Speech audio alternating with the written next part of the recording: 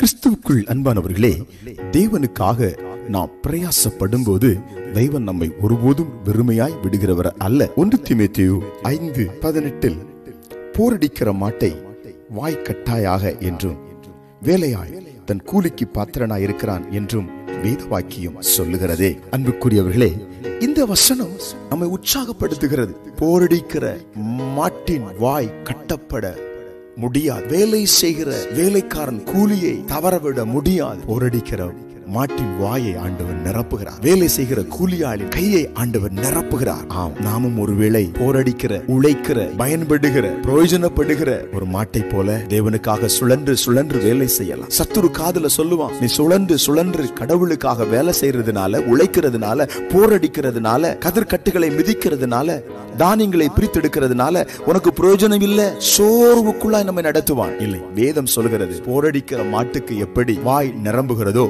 கர்த்தருக்காய் உழைக்கிற உங்களுடைய வாழ்க்கை நிரம்பும். ஆமென். தேவனுக்காய் வாழ்கிற உங்கள் வாழ்க்கை ஆசீர்வாதத்தால் நிரப்பப்படும். ஆமென். சோர்ந்து போகாதிருங்கள், தொடர்ந்து முன்னேறுங்கள், கர்த்தருக்காக உழையுங்கள், ஆவிக்குரிய வாழ்க்கைக்காய் எழும்பி பிரகாசியுங்கள், பலனை பெறுவீர்கள், கூலியை பெறுவீர்கள். ஜெபிப்போம். எங்கள் பரலோகத்தின் பிதாவே, இந்த காலை வேளையிலும் நாங்கள் போரடிக்கிற மாடாக உமக்காக உழைக்க, சுழன்று சுழன்று வேலை செய்ய எங்களை உம்முடைய கரங்களில் தருகிறோம். அர்ப்பணிக்கிற ஜனங்களை ஆசீர்வதிக்கிற கரத்தால் இப்பொழுது நிரப்புவதற்காய் ஸ்தோத்திரம். இயேசுவின் நாமத்தில் ஆமென்.